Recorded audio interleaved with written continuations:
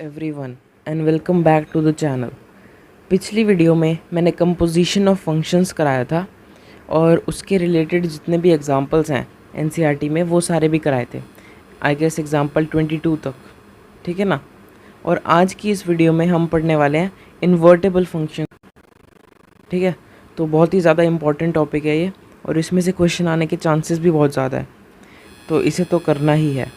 मगर वीडियो को शुरू करने से पहले मैं आपको कहना चाहूँगा कि नीचे जो सब्सक्राइब का बटन है ना, वो दब जाना चाहिए। और अगर वीडियो पसंद आए आगे जाके तो लाइक भी कर देना। अब शुरू करते हैं।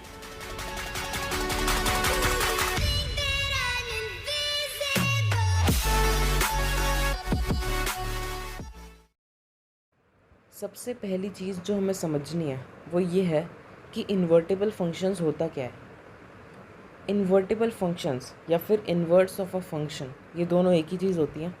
और इसका मतलब होता है कि एक फंक्शन का उल्टा, अगर मैं बिल्कुल सिंपल भाषा में बोलना चाहूँ तो एक फंक्शन का जो उल्टा फंक्शन होता है उसे इन्वर्स फंक्शन कहते हैं। अब उल्टा कैसे? सपोज़ मेरे पास एक फंक्शन है f(x), जिसमें अगर हम x डालते हैं तो वो हमें रिटर्न करता है x+1 ऐड करके हमें रिटर्न कर देता है। यहीं पर अगर मैं इस फंक्शन के उल्टे की बात करूँ ना, तो एक ऐसा फंक्शन होगा f इन्वर्स को ऐसे लिखते हैं, -1 ऊपर लिख देते हैं, f इन्वर्स x, जो कि हमें रिटर्न करेगा x-1। तो ये इस फंक्शन का इन्वर्स होगा। क्यों होगा इन्वर्स? क्योंकि अगर मैं इस फंक्शन में x डालता हूँ तो मुझे x+1 रिटर्न होता है। अगर इसके उल्टे की मैं बात करूँ तो मुझे x-1 रिटर्न होना चाहिए, जो कि f(x) रिटर्न कर रहा है, f'(x) सॉरी। तो f'(x) एक इन्वर्स होगा। एक और एग्जांपल अगर मैं आपके सामने रखूं तो लेट्स से एक फंक्शन है f(x) जो कि रिटर्न करता है x²। अब यहाँ पर इसी फंक्शन का इन्वर्स की अगर हम बात करें तो वो होगा f इन्वर्स x, जो कि रिटर्न करेगा √x को। क्यों? क्योंकि अगर वो x² डाल रहा है तो इसका उल्टा क्या होगा? √x, है ना। तो ऐसे ही होता है। अब डेफिनेशन पढ़ते हैं और डीप में समझते हैं। बेसिक आइडिया आपको मिल चुका है, डीप में समझते हैं। वो कह रहे हैं अगर एक फंक्शन है f जो कि x सेट से y सेट की तरफ जाता है, मैपिंग उसकी x to y है, और वो इन्वर्टेबल है। इनने ये लिख दिया कि डिफाइंड टू बी इन्वर्टेबल। इसका मतलब तुम समझ रहे हो? इसका मतलब ये होता है कि हर फंक्शन का इन्वर्स एग्जिस्ट करे, ये ज़रूरी नहीं है। किसी फंक्शन का एग्जिस्ट करता है, किसी का नहीं करता। और पता कैसे करते हैं कि इन्वर्स एग्जिस्ट करता है या नहीं, वो आगे मैं बताऊंगा इसी वीडियो में, ठीक है। अभी के लिए बस सुनते जाओ कि एक फंक्शन है जो कि x to y जा रहा है और वो इन्वर्टेबल है, इसका मतलब उसका इन्वर्स एग्जिस्ट करता है।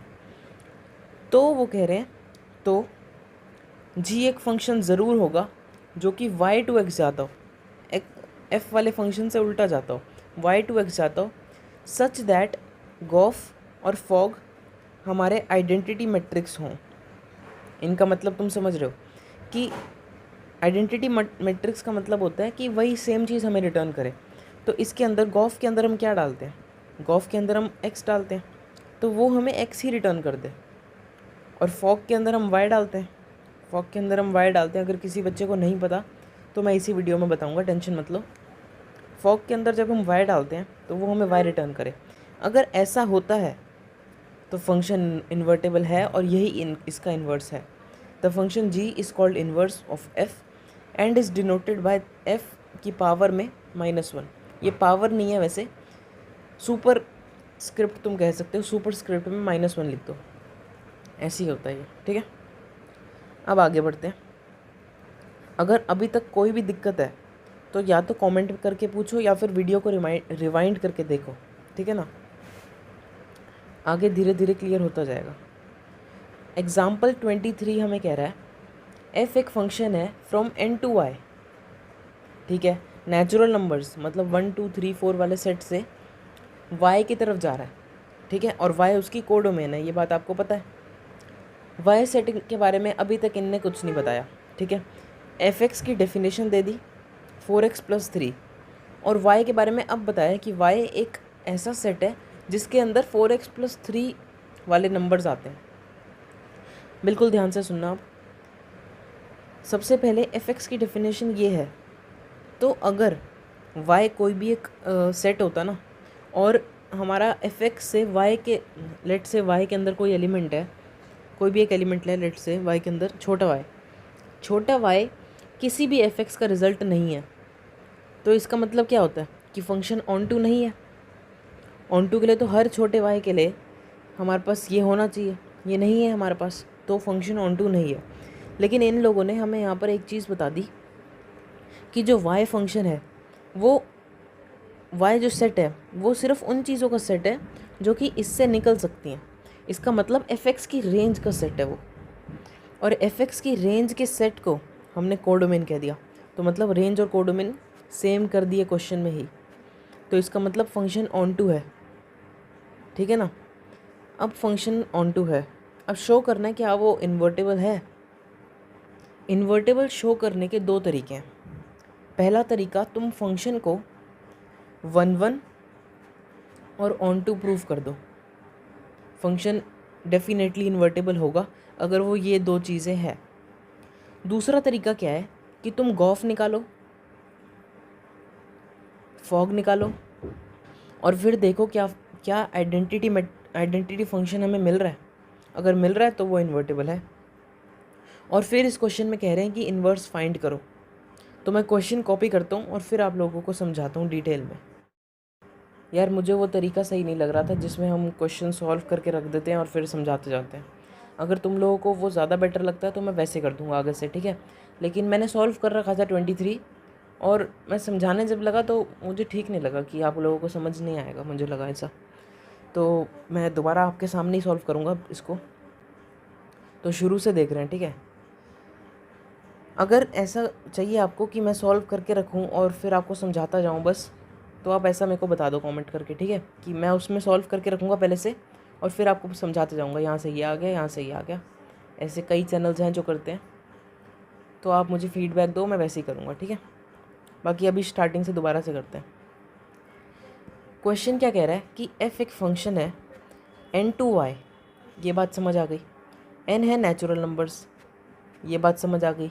y जो है वो एक सेट है जिसके अंदर सिर्फ एफ एक्स के रिजल्ट्स आ रहे हैं, मतलब एक तरीके से एफ एक्स फंक्शन की रेंज है y, और उसी को हमने कोडोमेन बोल दिया, तो मतलब फंक्शन ऑन टू है। और अभी थोड़ी देर पहले मैंने आप लोगों को बताया है कि फंक्शन अगर 1 और ऑन टू हो तो वो डेफिनेटली इन्वर्टेबल होता है। तो आपके माइंड में ये चीज़ आ जाना चाहिए कि ये इन्वर्टेबल तो है, ये 1 भी है, आप बहुत ईजिली इसको प्रूव कर सकते हो। f(x1) = f(x2) और डेफिनेटली x1 = x2 आ जाएगा।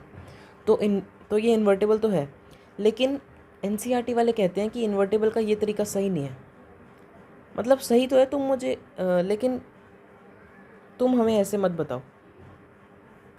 वो कहते हैं तुम हमें ऐसे मत बताओ, तुम बोलो कि गॉफ निकालो, फॉग निकालो, और फिर प्रूव करो कि हाँ भाई इन्वर्टेबल है, और जो g है जो हमने लेट किया था वही उसका इन्वर्स है। तो सबसे पहले जो चीज़ हमें करनी है वो हमें g फाइंड करना है, ठीक है। तो g हम कैसे फाइंड करेंगे, f(x) = 4x + 3। f(x) की जगह पे y लिख सकता हूँ मैं, = 4x + 3।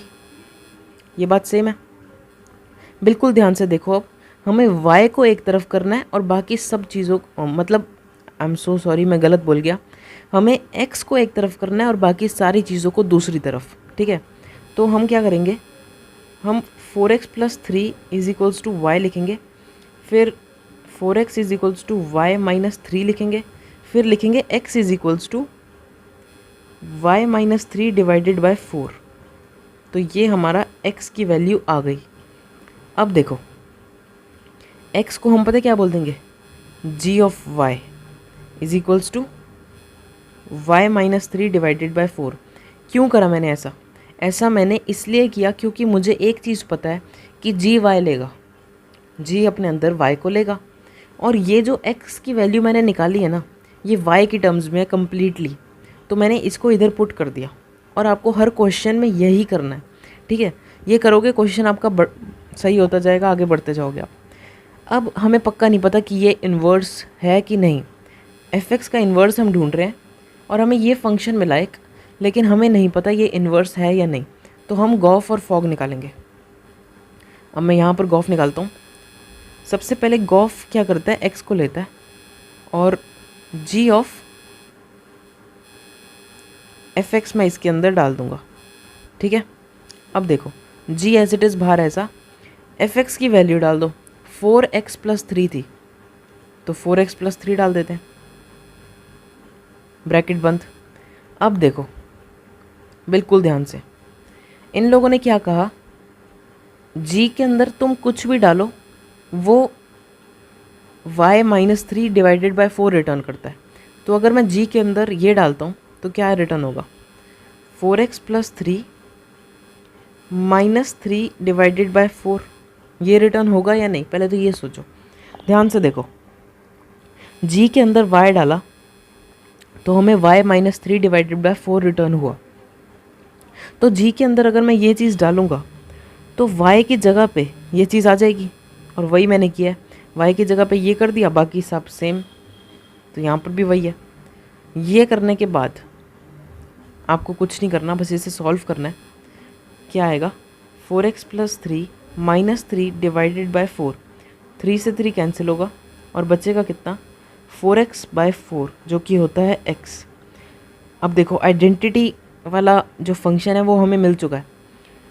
गॉफ जो कि x को लेता है वो हमें x ही रिटर्न कर रहा है, तो मतलब ये आइडेंटिटी मैट्रिक्स ऑफ x हो गया है।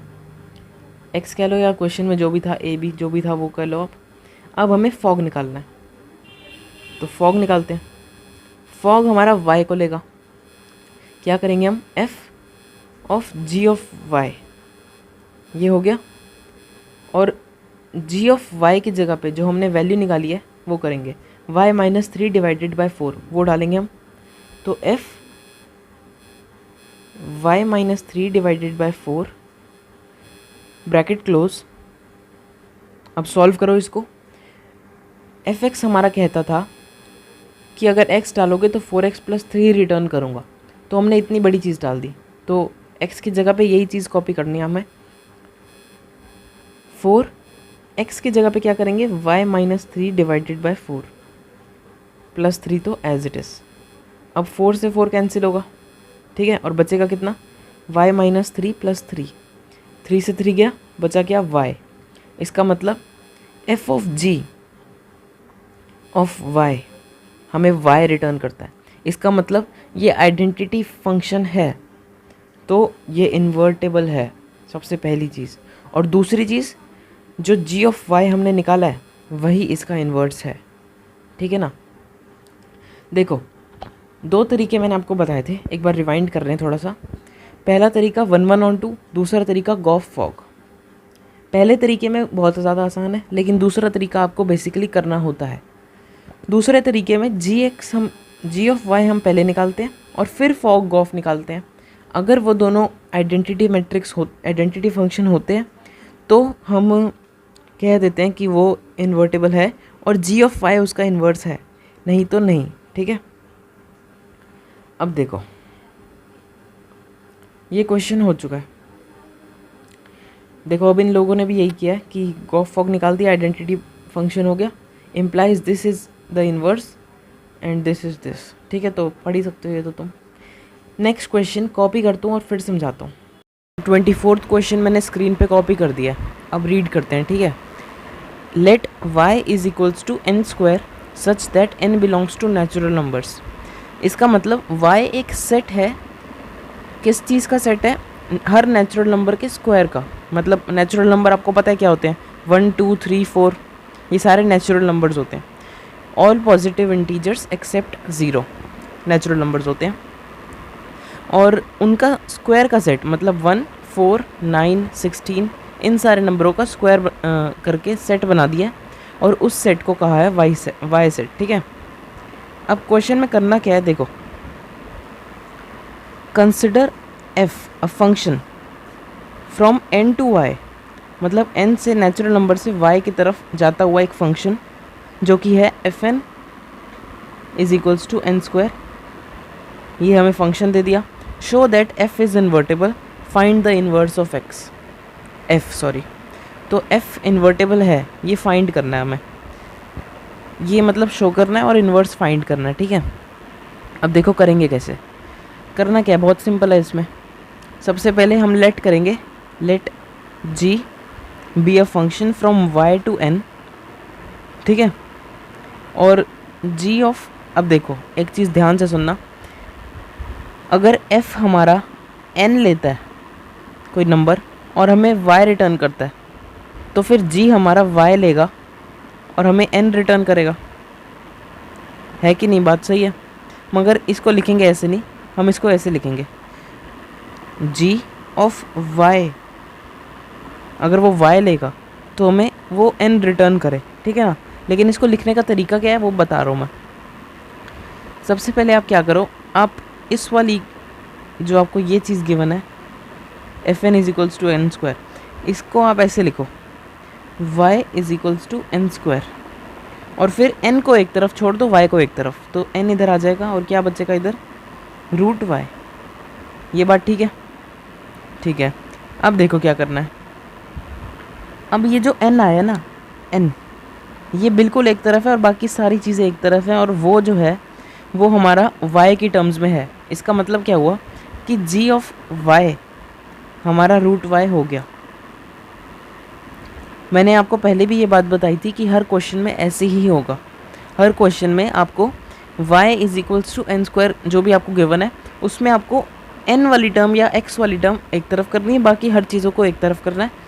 तो मैंने यही किया है यहाँ पर, और रूट y आया तो रूट y ही y g ऑफ y है, ठीक है। अब ये तो हमें पता लग गया ये इसका इन्वर्स हो सकता है, लेकिन क्या ये इन्वर्स है? इसको करने के लिए हम गॉफ और फॉग निकालेंगे। सबसे पहले F O G, fog of y निकालते हैं। तो इसमें क्या करना है, f के अंदर हमें g ऑफ y को डालना होता है, ठीक है। और उसके बाद क्या करेंगे, f as it is, g of y क्या है, रूट y, तो रूट y मैंने डाल दिया, ठीक है। अब देखो f के अंदर हम कुछ भी डालते हैं वो उसका स्क्वायर रिटर्न करता है, तो f के अंदर अगर हम रूट y डालेंगे तो वो रूट y का स्क्वायर हमें रिटर्न करेगा, और स्क्वायर होएगा y, जो कि क्या है, identity matrix of capital Y। समझ रहे हो ना तुम? यहाँ कैपिटल Y मैंने क्यों लिखा, क्योंकि कैपिटल Y के हर एलिमेंट को हमने स्मॉल y कहा था, और स्मॉल y इसका आंसर आ गया है। इसका मतलब identity matrix of capital Y है। नीचे सेट लिखते हैं, ये बात मैंने पिछली वीडियो में भी बताई थी कि यहाँ नीचे सेट लिखा जाता है जिसमें से एलिमेंट निकलते हैं, तो y हमारा कैपिटल Y वाले सेट का एलिमेंट है, तो हमने ऐसे लिख दिया। अब हम निकालते हैं गॉफ। गॉफ हमारा x लेता है, हमें पता है ये बात, पिछली वीडियो में बता चुका हूँ मैं। और g of f of x, ठीक है, तो ये g के अंदर हम fx डालेंगे। fx क्या है, fx है हमारा, I am so sorry, x लिख दिया मैंने, यहाँ पर n आना है, तो हर जगह एक बार n कर देते हैं।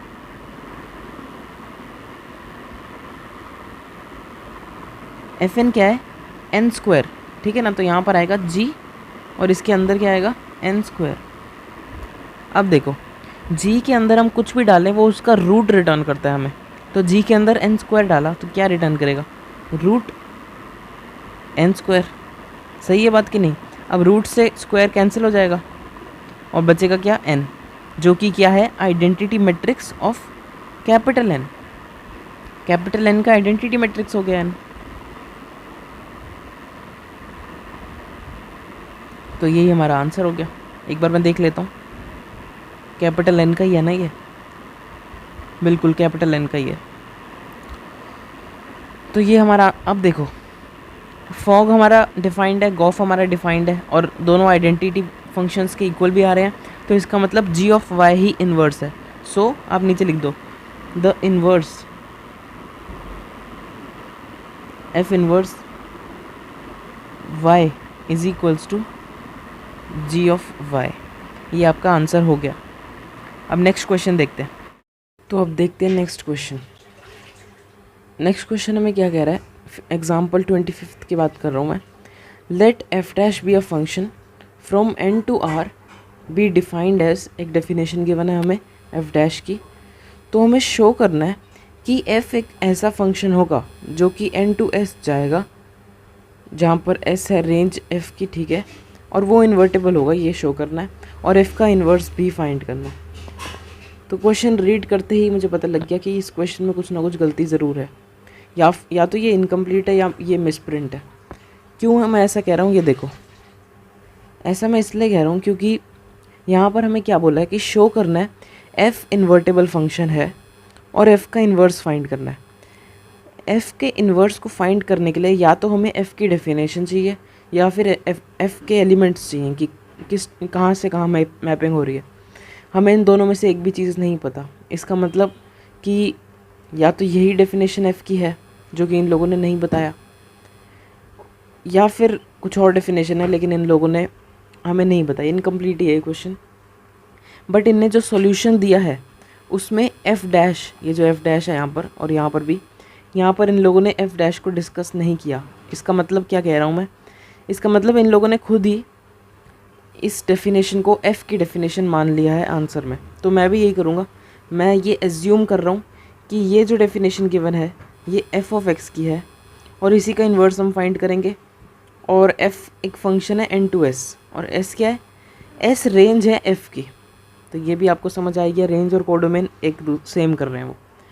रेंज का मतलब क्या होगा, ये जो चीज़ गिवन है 4x² + 12x + 15, इसके जो आउटपुट्स आएंगे ना, इसमें जो भी हम इनपुट डालेंगे फिर जो आउटपुट्स आएंगे उन सब के सेट को एस सेट कह दिया। यही कह रहे हैं क्वेश्चन में, इसके जो आउटपुट आएंगे उसको एस सेट में डाल दो और फिर एक फंक्शन बनाओ फ्रॉम n to s, मतलब ये फंक्शन ऑन टू हो चुका है, और प्रूव करो कि ये फंक्शन जो है इन्वर्टेबल होगा। ठीक है, तो क्वेश्चन आपको समझ आ गया। अब कॉपी करता हूँ और फिर आपको डिटेल में समझाता हूँ। तो ये मैंने कॉपी कर लिया। अब देखो, इस वाली डेफिनेशन को, इस वाली को मैं एफ ऑफ एक्स की डेफिनेशन मान रहा हूँ। ये बात मैं पहले ही बता चुका हूँ। ठीक है, तो देखते हैं कैसे होगा। एफ ऑफ एक्स हमारा इक्वल है 4x² + 12x + 15 के। ये बात हमें पता है। दूसरी बात क्या है कि f from n to s जा रहा है, तो ये भी लिख लेते हैं, f from n to s जा रहा है। अब शो करना है कि f इन्वर्टेबल है। दो तरीके हैं इसको, या तो 1-1 ऑन टू प्रूफ कर दो या फिर आप वो कर सकते हो, गॉफ फॉग वाला तरीका इस्तेमाल कर सकते हो। और क्योंकि इन्वर्स को फाइंड भी करना है तो मैं गॉफ फॉग वाला तरीका ज़्यादा प्रेफर करूँगा आप लोगों को, क्योंकि अगर आपको सिर्फ शो करना होता ना तो हम 1-1 ऑन टू वाले तरीके पर ही जाते, लेकिन यहाँ इन्वर्स फाइंड करना है तो हमें गॉफ फॉग तो निकालना ही होगा। ठीक है, तो अब देखते हैं। सबसे पहले क्या कर रहा हूँ मैं, late y = 4x² + 12x + 15। y को हमने ये लेट कर लिया। अब x को एक तरफ लाना है, ये सबसे बड़ा चैलेंज है हमारा। ठीक है, तो ये कैसे होता है, ये बहुत ध्यान से सुनो। अगर आपको कोई भी क्वाड्रेटिक इक्वेशन गिवन है, क्वाड्रेटिक का मतलब आपको पता होगा, डिग्री 2, तो ऐसी कोई इक्वेशन गिवन है तो उसमें x को अलग करना थोड़ा सा मुश्किल होता है। तो इसका तरीका क्या होता है ये सीख लो। सबसे पहले RHS देखो क्या है। RHS है 4x² + 12x + 15। तो यहाँ पर तरीका क्या होता है कि आपको कंप्लीटिंग द स्क्वायर करना होता है और स्क्वायर के फॉर्म में इसको कन्वर्ट करना होता है। तो देखो मैं कैसे कर रहा हूँ, मैं 4x² को लिख रहा हूँ 2x का होल स्क्वायर, फिर प्लस आपको वो आइडेंटिटी तो पता ही होगी ना, a² + 2ab + b²। उस आइडेंटिटी का यूज़ करके हमें a + b का होल स्क्वायर लिखना है इस चीज़ को। ठीक है, तो कैसे करेंगे देखो, 2x का होल स्क्वायर हो गया a²। ठीक है, फिर 2 × a। अब इंटू क्या करूँ कि 12x आ जाए, हमारा 2x है तो 2x हो गया। अब 4x तो यहाँ बन चुका है, 3 और चाहिए तो 3 से मल्टीप्लाई कर देंगे, प्लस 3 का स्क्वायर। ऐसे ही लिखूँगा ना, एक बार दोबारा देखो। अगर मैं इसे कंप्लीटिंग द स्क्वायर के फॉर्म में कन्वर्ट करता हूँ, ठीक है, तो कैसे करूँगा, 2x का होल स्क्वायर प्लस 2 × 2x × 3, ये 12x बन जाएगा, प्लस 3 का होल स्क्वायर। ठीक है ना, अब देखो तुम इनको जोड़ोगे तो क्या बनेगा, 2x + 3 का होल स्क्वायर। लेकिन ये चीज़ इसके इक्वल नहीं है। क्यों नहीं है? क्योंकि यहाँ पर 3 का स्क्वायर 9 होता है और यहाँ है 15, तो मतलब 6 हमने पीछे छोड़ दिया कहीं पर, तो यहाँ पर +6 भी आएगा। ठीक है, तो यहाँ पर भी आ जाएगा +6, कोई बड़ी बात नहीं है। अब ये चीज़ हो गई ना आपकी, अब आपका क्वेश्चन ईजी हो चुका है। अब देखो आगे कैसे बढ़ेंगे। y हमारा इक्वल था 2x + 3 का होल स्क्वायर +6 के। ठीक है, तो हम क्या करेंगे, y - 6 is equals to 2x + 3 का होल स्क्वायर। ठीक है, अब होल स्क्वायर को इस तरफ ले आओ, क्या होगा, √y - 6 is equals to 2x + 3। ठीक है, हमें x को अलग करना है, ये बात आपको पहले से ही पता है। तो क्या होगा, √y - 6 + 3 यहाँ पर आके -3 बन जाएगा और स्क्वायर रूट के बाहर होगा -3। ठीक है, और यहाँ पर क्या होगा 2x। अब x क्या होगा आपका, डायरेक्ट लिखो, √y - 6 -3 डिवाइडेड बाय 2। तो ये आपका x आ गया। पिछले क्वेश्चन में भी मैंने आपको बताया कि x को हम लेट कर लेते हैं g(y). क्यों लेट करते हैं? क्योंकि हमें इन्वर्स फाइंड करना है। अगर हम f को x देते हैं तो हमें वो y रिटर्न करता है, तो इन्वर्स को जब हम y इनपुट देंगे तो हमें x रिटर्न होना चाहिए। तो ये जो है y इनपुट देने के बाद हम इसको इक्वल कर देते हैं x के, और x क्या है, x है ये बड़ी सी चीज़ जो ऊपर निकाली है, y - 6 -3 डिवाइडेड बाय 2। ठीक है, तो ये आपका हो चुका है। अब हमें ये चेक करना है कि क्या ये असली में इन्वर्स है। तो गॉफ फॉग वाला तरीका करेंगे।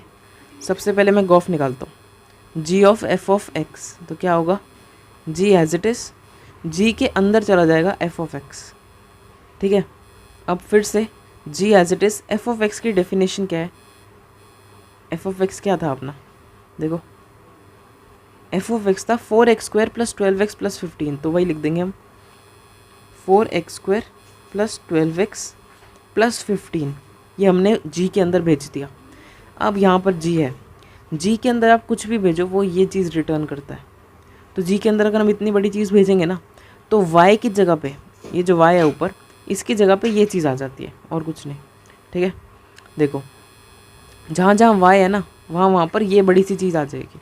तो डायरेक्ट लिख रहा हूँ मैं, √y - 6, इसका मतलब 4x² + 12x + 15 - 6, y यही तो है, और -3 as it is divided by 2 as it is. अब सॉल्व करो इसको,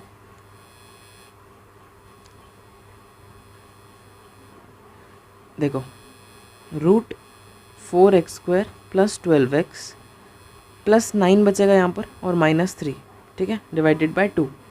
9 क्यों बचेगा, 15 - 6 9। ठीक है, अब अंदर एक स्क्वायर बन रहा है, आपको ये पहले ही बता चुका हूँ मैं, क्या किस चीज़ का स्क्वायर बन रहा है, 2x + 3 का होल स्क्वायर रूट के अंदर, फिर -3 डिवाइडेड बाय 2। तो ये क्या होगा, स्क्वायर से रूट कट जाएगा, बचेगा क्या, 2x + 3 -3 डिवाइडेड बाय 2। तो ये क्या होगा, 2x + 3 - 3 कैंसिल डिवाइडेड बाय 2, ये हमारा x के इक्वल आ गया। तो यहाँ पर आपको दिख गया कि ये एक आइडेंटिटी फंक्शन है जो कि x की वैल्यू, x डालने पर x ही रिटर्न कर रहा है। तो इसका मतलब गॉफ वाला पार्ट तो हो चुका है। अब फॉग वाला पार्ट देखते हैं। f(g(y) हमें निकालना है। अगर ये चीज़ y के इक्वल आ जाती है तो हमारा क्वेश्चन वहीं ख़त्म हो जाएगा, g इसका इन्वर्स होगा और इन्वर्स शो भी हो जाएगा कि ये इन्वर्टेबल है। ठीक है ना, तो अब करते हैं। f को मैं एज इट इज़ रख रहा हूँ, g(y) लिख रहा हूँ, ठीक है, अंदर। अब g(y) क्या था, f as it is, g(y) हमारा था √y - 6 फिर -3 डिवाइडेड बाय 2। ध्यान से देखो, √y - 6 -3 डिवाइडेड बाय 2, तो ये हमारा g(y) हो गया। ठीक है, अब देखो f के अंदर हम कुछ भी डालें वो हमें रिटर्न करता है 4x² + 12x + 15। अगर हम x डालते हैं तो ये चीज़ रिटर्न होती है, तो अगर हम ये बड़ी सी चीज़ डालेंगे तो क्या रिटर्न होगा, x की जगह पे ये आ जाएगा। ठीक है, तो करते हैं, 4 एज इट इज़, x की जगह पे ये अंदर वाला डालना है, ठीक है, पूरा। तो मैं ब्रैकेट डाल रहा हूँ बड़ा सा, root Y minus 6 minus 3 divided by 2 का होल स्क्वायर, एक्स स्क्वायर था, ठीक है, तो स्क्वायर बाहर आ गया, प्लस 12, अब एक्स की जगह पे फिर से यही चीज़ तो लिख रहे हैं, root Y minus 6 minus 3 divided by 2, ये हो गया प्लस 15, तो प्लस 15 एज इट इज़। अब यहाँ पर सॉल्व करते हैं, 4 और अंदर, अब इसका स्क्वायर करना आपको, ठीक है, तो a minus B whole square की आइडेंटिटी आप लगा दो। तो सबसे पहले y माइनस 6 जो रूट के अंदर है उसका स्क्वायर हो जाएगा, तो यहाँ आएगा y माइनस 6, फिर माइनस 2ab, ठीक है, तो 3 और इंटू रूट वाई माइनस 6, फिर प्लस 3 का स्क्वायर, ये तो हो गया आपका, और नीचे क्या आएगा फिर से square 4 plus 12 divided by 2 into root Y minus 6 minus 3 plus 15 as it is. अब देखो ध्यान से, यहाँ 4 से 4 कैंसिल हो जाएगा, बचेगा क्या, y minus 6 root Y minus 6, क्यों, 2 into 3 6 minus as it is 6 as it is, और रूट के अंदर ये, ठीक है, प्लस 9। अब यहाँ पर क्या आएगा प्लस 6, यहाँ बाहर 6 बचेगा और ब्रैकेट के अंदर दोनों चीज़ों से 6 को मल्टीप्लाई करेंगे, तो 6 रूट वाई माइनस 6, फिर 6 को 3 से करेंगे तो माइनस 18 आएगा, और प्लस 15 हमारा ऐसे का ऐसा ही नीचे आ जाएगा। अब यहाँ पर ध्यान से अगर आप देखो तो माइनस 6 और रूट के अंदर वही चीज़ और प्लस 6 रूट के अंदर वही चीज़, तो ये दोनों आपस में कैंसिल हो रहे हैं, बच क्या रहा है, y minus 6 plus 9 minus 18 plus 15, इसको सॉल्व करेंगे तो क्या होगा, y प्लस 3 माइनस 18 प्लस 15, तो यहाँ पर हमारा y ही बच रहा है। ये क्वेश्चन यहीं पर ख़त्म हो गया, क्यों, क्योंकि गॉफ भी आइडेंटिटी फंक्शन है, फॉग भी, तो आपका आंसर आ चुका है। इन लोगों ने भी यही किया, ठीक है, इन लोगों ने पहले x प्रूफ कर दिया, फिर y प्रूफ कर दिया और बोल दिया कि ये g इसका इन्वर्स है, ठीक है। अब देखो बहुत ध्यान से, मैं जहाँ आपको गलती कह रहा था वो एक और बार बता रहा हूँ। गलती क्यों थी, क्योंकि अगर हम लेट ना करते ना इस चीज़ को कि ये जो डेफिनेशन है ये f की है, तो ये क्वेश्चन सॉल्व ना होता, क्योंकि इन लोगों ने तो कहा है कि f डैश की डेफिनेशन है ये, ठीक है ना, लेकिन f डैश की होगी तो हम f का इन्वर्स नहीं फाइंड कर सकते, इंफॉर्मेशन पूरी नहीं है। और फिर इन लोगों ने खुद ही नीचे f वाली चीज़ को देखो ध्यान से, मैं आपको दिखाता हूँ, इन लोगों ने खुद ही f का इन्वर्स फाइंड करने के लिए ये वाली डेफिनेशन यूज़ की है, तो इसका मतलब ये खुद मान रहे हैं आंसर में कि ये f की डेफिनेशन है, ठीक है। तो आई होप ये आपको समझ आया होगा, ठीक है, कंफ्यूज मत होना, कोई भी दिक्कत है कमेंट करके पूछो। अब देखते हैं 26th क्वेश्चन। 26th क्वेश्चन क्या कह रहा है, 26th एग्जाम्पल हमें कह रहा है कि consider f of function from natural numbers to natural numbers, ठीक है, f एक फंक्शन है n to n, ठीक है, ये मान लिया हमने। अब वो कह रहे हैं कि g एक और फंक्शन है n to n, ठीक है, और h एक और फंक्शन है, ओके, n to r, और इन तीनों की डेफिनेशन हमें गिवन है। f की है fx is equals to 2x, g की है gy, ओके, gy को लेता है और रिटर्न करता है 3y प्लस 4, और h हमारा z को लेता है और रिटर्न करता है साइन z, ठीक है। For all X Y Z in n show that h of g of f is equals to h of g of f। बहुत ही ज़्यादा आसान क्वेश्चन। करना क्या है, देखो इस क्वेश्चन में आपको क्या करना है कि आपको ये कंपोजिशन करना तो आता ही है, तो यहाँ पर भी कंपोजिशन करके आपको बस बताना है। देखो LHS सबसे पहले देख रहे हैं हम लेफ्ट हैंड साइड, तो उसमें हम पहले गॉफ निकालते हैं। गॉफ कैसे निकलेगा, g के अंदर fx को डाल दो, तो g के अंदर fx क्या होता है, fx होता है हमारा 2x, डाल दिया। अब g के अंदर कोई भी नंबर डालो, देखो यहाँ पर देखो, g के अंदर y डालो तो वो 3y प्लस 4 रिटर्न करता है, तो इसका मतलब g के अंदर हम जब 2x डालेंगे तो वो हमें रिटर्न करेगा 3, y की जगह पे 2x प्लस 4 ये हमें रिटर्न करेगा। तो इसको सॉल्व कर लेते हैं। 6x प्लस 4 ये हो गया हमारा गॉफ। अब क्या करना है, LHS में ही h ऑफ गॉफ करना है, h ऑफ गॉफ। ठीक है, तो इसमें क्या होगा, h के अंदर गॉफ को डाल देंगे। गॉफ है हमारा 6x प्लस 4, डाल दिया। और h क्या कहता है, h कहता है साइन z मैं रिटर्न करूँगा। ठीक है, तो इसके आगे आ जाएगा साइन 6x प्लस 4, ये हो गया h of g of f। अब RHS की बात करते हैं। RHS क्या कह रहा है कि तुम पहले h ऑफ g निकालो और फिर f उसके अंदर डालना। तो h ऑफ g निकालते हैं सबसे पहले। g हमारा y लेगा, तो y लिख रहा हूँ, h of g of y ऐसे लिखेंगे बिल्कुल। अब h को as it is, g of y क्या है, g ऑफ y हमारा है 3y प्लस 4। ठीक है, तो यहाँ पर लिखेंगे 3y प्लस 4, इसको बंद करा। अब h में जब हम कुछ भी डालते हैं तो वो साइन वो चीज़ रिटर्न करता है। तो इसका आंसर क्या होगा, साइन 3y प्लस 4। इतनी बात समझ आ गई। अब इसके अंदर हमें f को डालना है। ठीक है, तो फाइनल एक बार लिखेंगे h of g of f ऐसे करके is equals to h of g of f क्या है, f है हमारा 2x, तो 2x लिख देंगे। fx तो हमारा 2x है ना, तो 2x लिख दिया। अब देखो h ऑफ g हमें पता है ये है, ये वाला। इसके अंदर y की जगह पे हर जगह हमें 2x डालना है। ठीक है, तो डाल देते हैं। Sine as it is, y की जगह देखो सिर्फ 3, y की जगह आ गई तो इधर हम डाल देंगे 2x और बाकी सारा एज इट इज़ प्लस 4 बंद।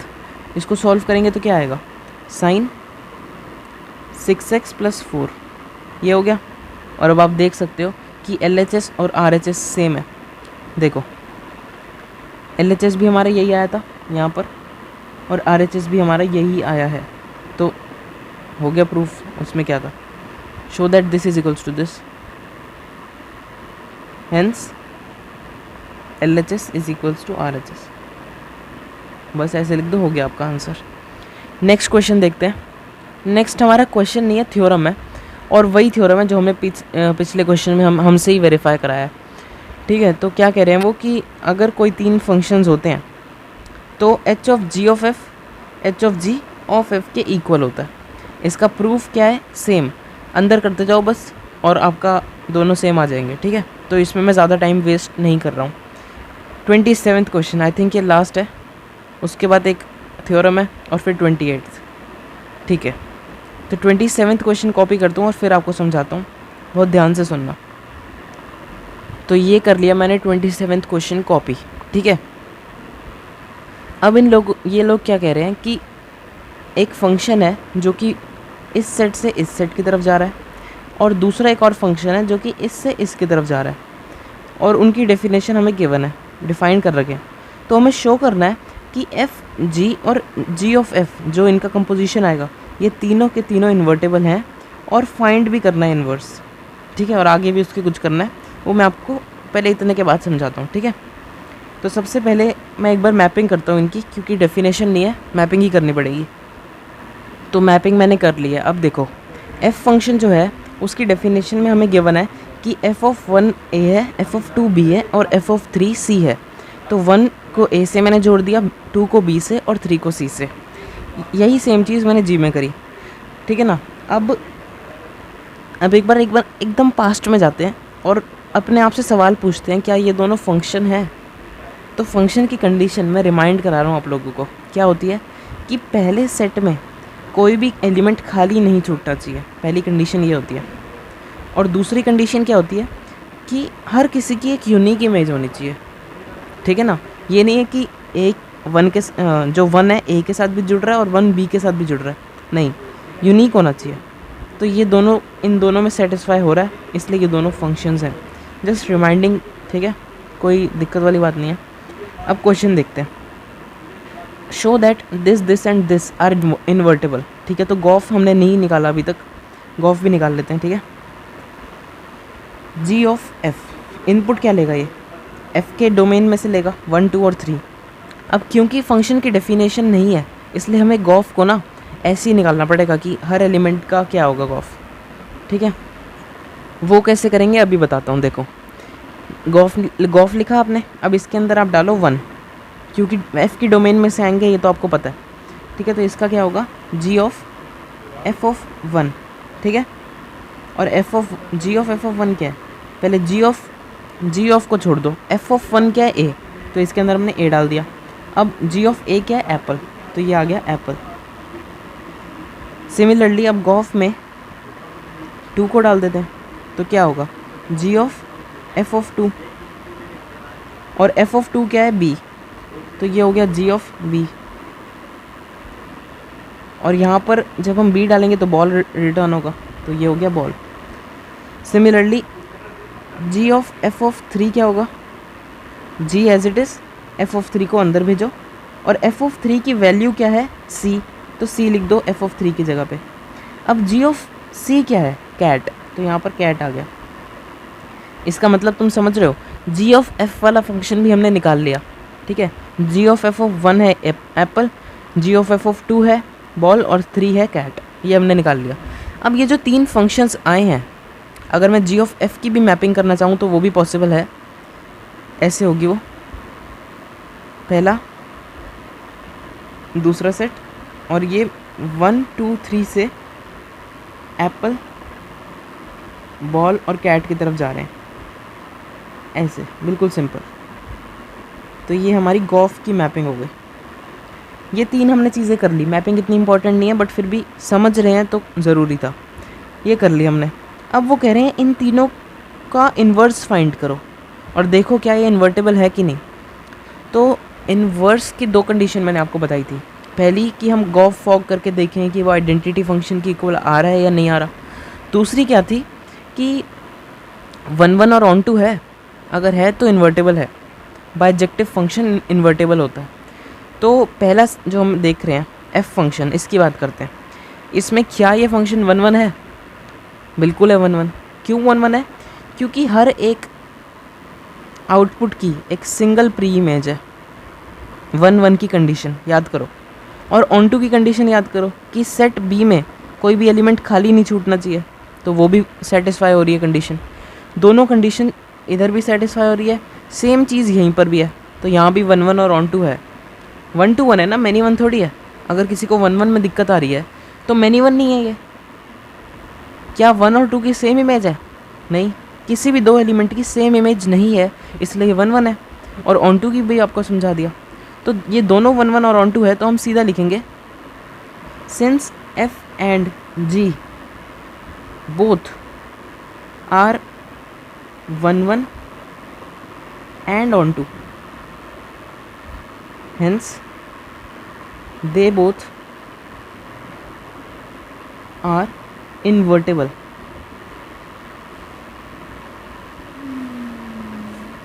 अब इन दोनों का हो गया। अब हमें एफ ऑफ जो हमारा गॉफ वाला फंक्शन था उसको देखना है। ठीक है, तो गॉफ वाला फंक्शन क्या इन्वर्टेबल है? तो इसमें भी वही सेम चीज़ है कि ये भी 1, 1 है हमारा, और ऑन टू भी है, ऑन टू भी है ये, तो ये इन्वर्टेबल होगा।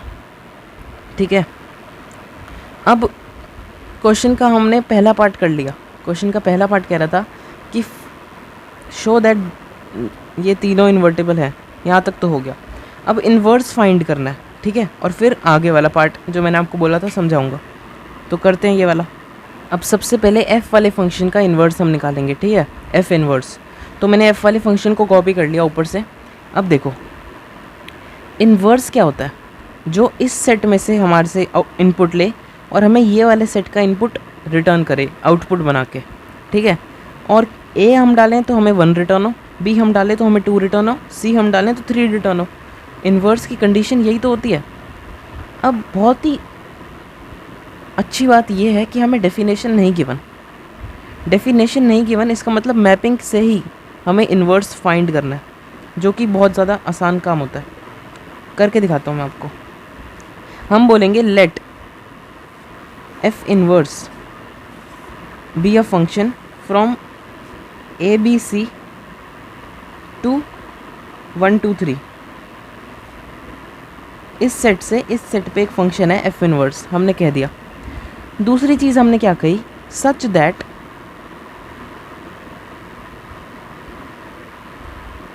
अगर हम एफ इनवर्स के अंदर ए को डालते हैं तो हमें 1 रिटर्न होता है। एफ इनवर्स के अंदर हम जब बी को डालते हैं, हम सो सॉरी, हाँ सही जा रहे हैं हम, तो हमें 2 रिटर्न होता है। और एफ इनवर्स के अंदर जब हम सी को डालते हैं तो हमें 3 रिटर्न होता है।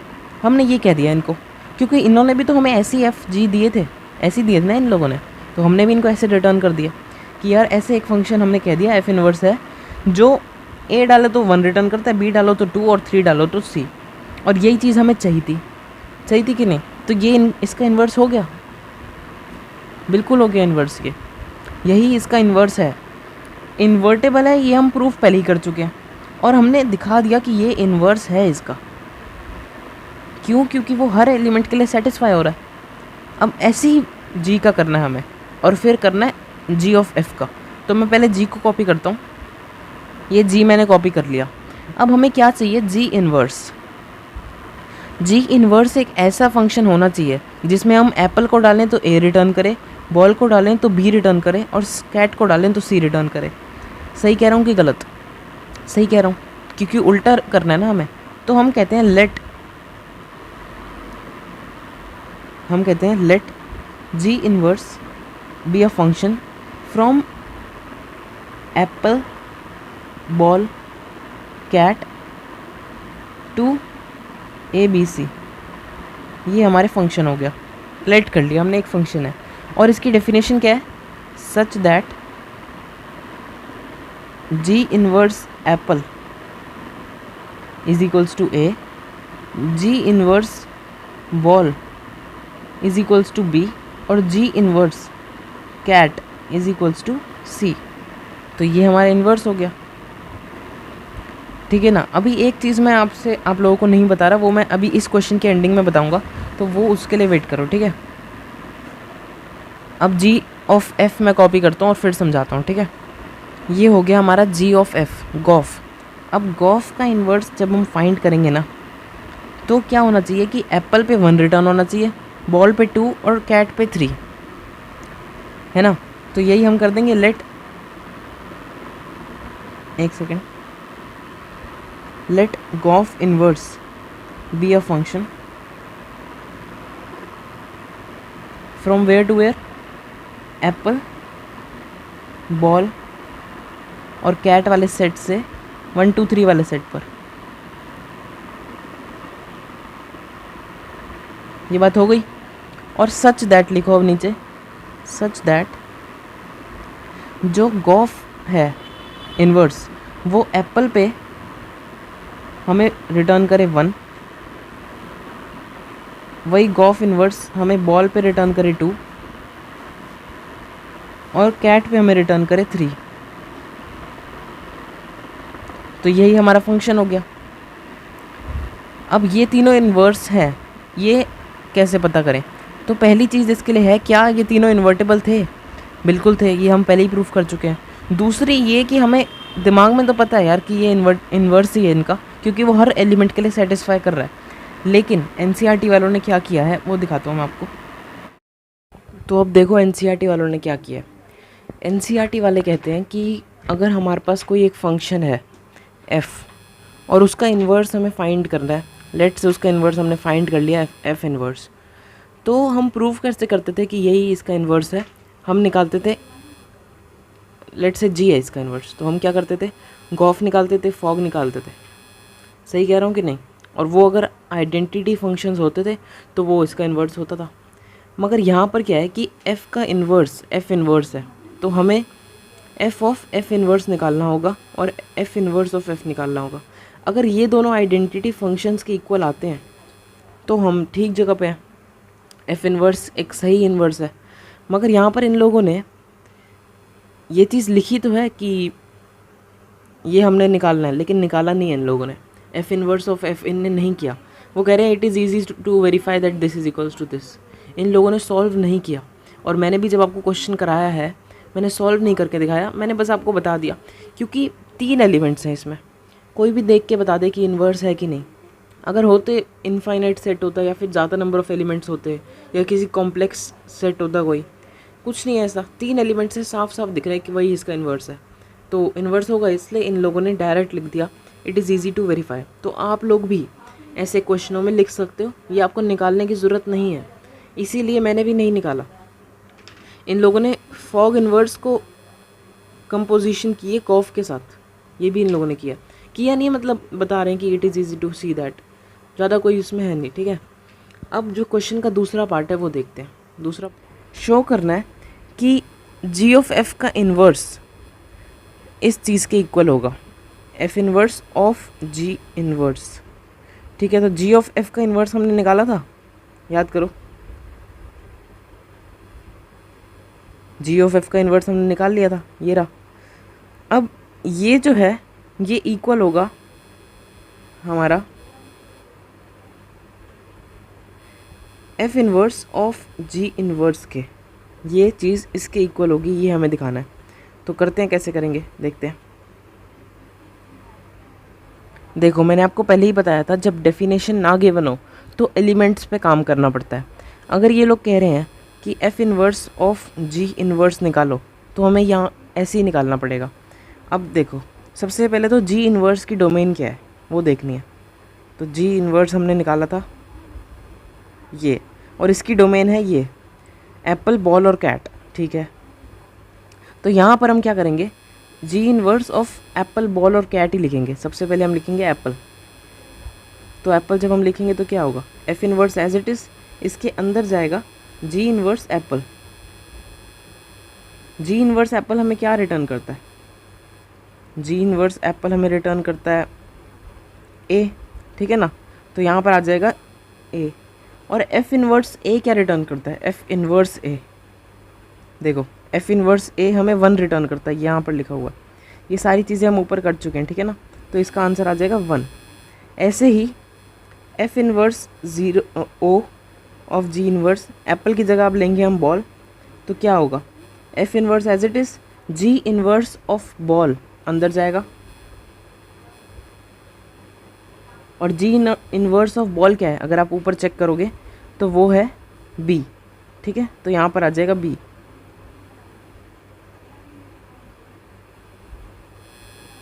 एफ इन्वर्स बी, और एफ इन्वर्स बी क्या रिटर्न करता है 2, ये आपको ऊपर पता है। सिमिलरली यहाँ पर आप क्या करोगे, F inverse of ji inverse cat लिखोगे, फिर कैट को भेजोगे अंदर।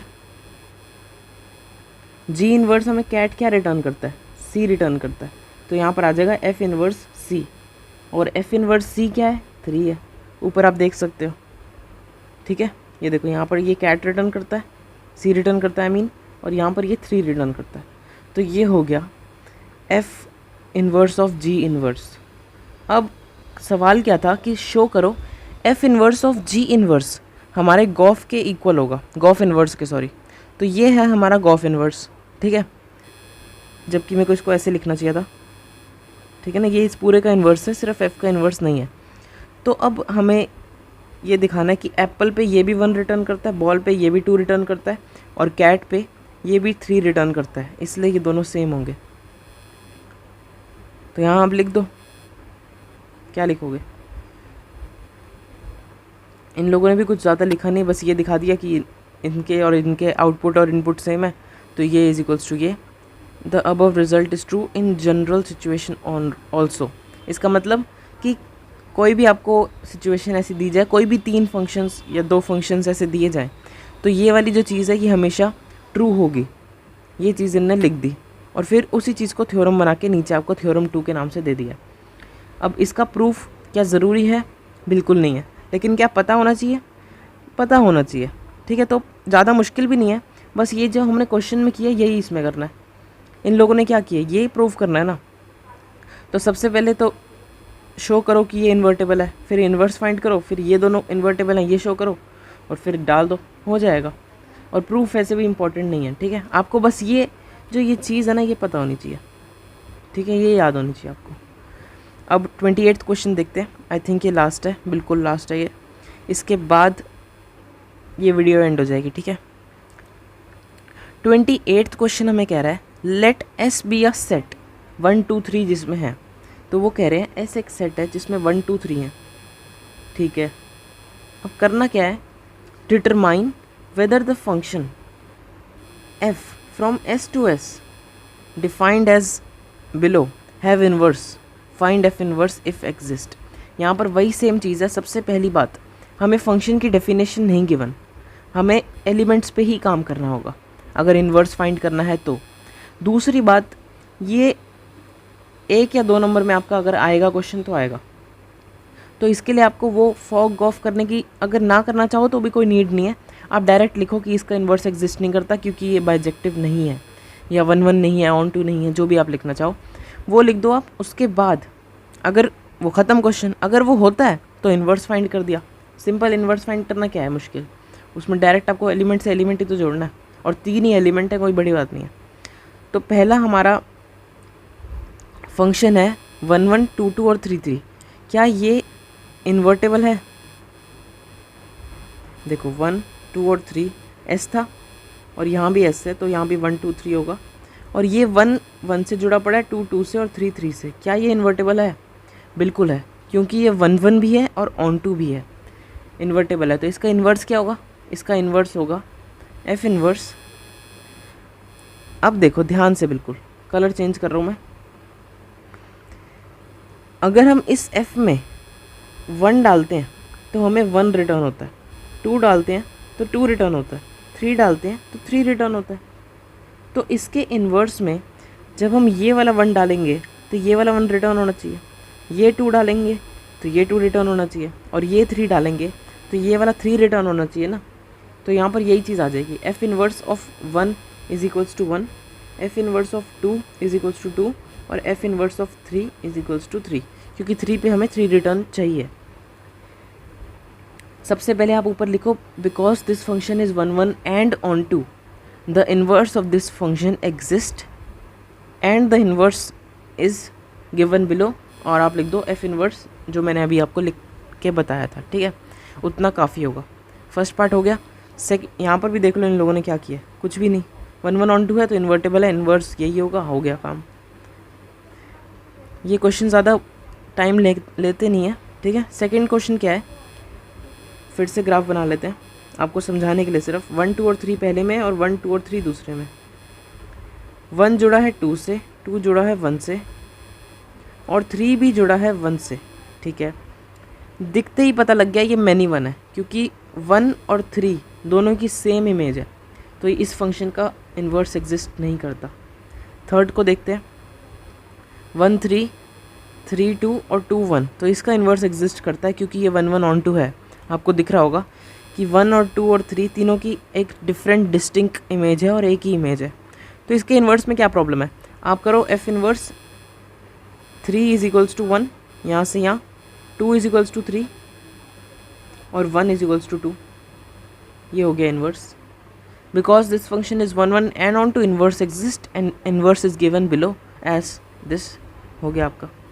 तो अब ये वीडियो ख़त्म करते हैं, और अगर ये वीडियो पसंद आई है तो वीडियो के नीचे जो लाइक वाला बटन है वो दब जाना चाहिए, और एक लाल कलर का बटन होगा, सब्सक्राइब लिखा होगा उस पर, वो भी दब जाना चाहिए, ठीक है। मुझे नहीं पता कैसे भी, बहुत ज़्यादा वीडियोस हो गई हैं अब, तो दबा दो यार, ये चैप्टर भी एंडिंग पे ही आ गया, अब तो दबाई दो। और डिस्क्रिप्शन में इंपॉर्टेंट लिंक्स हैं अगर आपको चाहिए तो, और मैं वो अपडेट करता रहूँगा आगे भी फ्यूचर में, तो डेफिनेटली आप उसको चेकआउट कर सकते हो। मिलते हैं अगली वीडियो में, तब तक के लिए गुड बाय।